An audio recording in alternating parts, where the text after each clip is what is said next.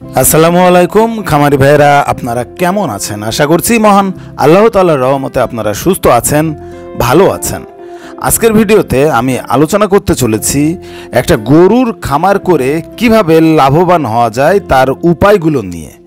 তাই আজকের ভিডিওটা অত্যন্ত গুরুত্বপূর্ণ, না টেনে শেষ পর্যন্ত দেখতে থাকুন। আপনি কোন জেলা থেকে ভিডিওটা দেখছেন অবশ্যই কমেন্টসে জানাবেন। আর গরু, ছাগল, হাঁস, মুরগির রোগ বালাই এবং ঔষধ সম্পর্কে জানতে আমার চ্যানেলটি দেরি না করে এক্ষুনি সাবস্ক্রাইব করে বেল আইকন বাজিয়ে দিন। গরুর খামার করে লাভবান হওয়ার জন্য কিছু গুরুত্বপূর্ণ বিষয় মেনে চলা জরুরি, যা মেনে চলতে পারলে আশা করছি সফলতা অর্জন করা সম্ভব। সে বিষয়গুলো নিয়েই আজকের ভিডিওতে আলোচনা করব। প্রথমত, খামার স্থাপন। উপযুক্ত স্থান নির্বাচন। খামারের জন্য উঁচু, শুকনা এবং পর্যাপ্ত জায়গা থাকা জরুরি। গোয়ালঘর নির্মাণ। গোয়ালঘর পরিষ্কার, বাতাস চলাচলের ব্যবস্থা এবং পর্যাপ্ত আলো বাতাস থাকা আবশ্যক। এরপর খাদ্য ও পানি সরবরাহ।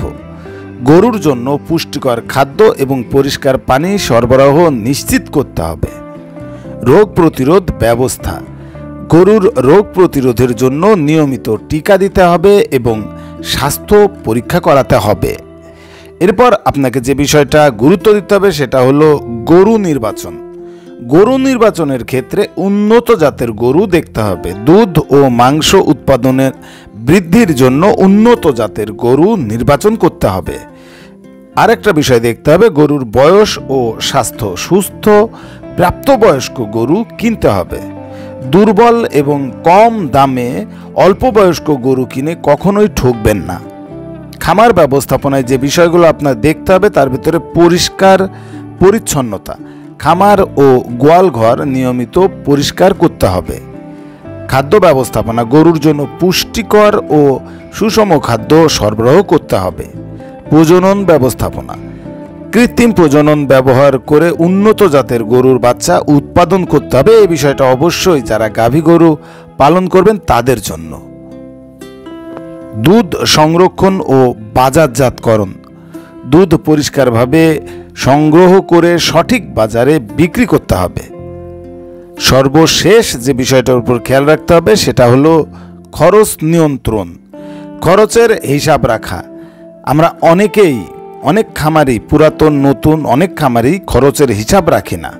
খাদ্য, আবাসন, চিকিৎসা, কর্মচারীদের বেতনের হিসাব অবশ্যই আপনাকে রাখতে হবে। তাহলেই আপনি বুঝতে পারবেন আপনার খামার লাভে আছে না লসে আছে। অপ্রয়োজনীয় খরচ কমানো।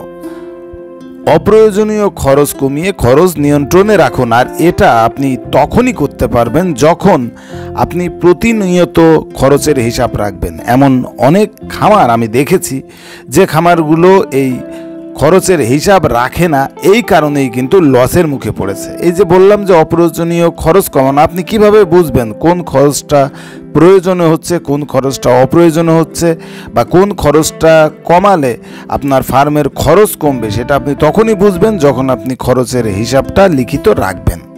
তাই ফার্মে লাভ করতে গেলে নিশ্চিতভাবেই আপনাকে খরচের হিসাব রাখতে হবে।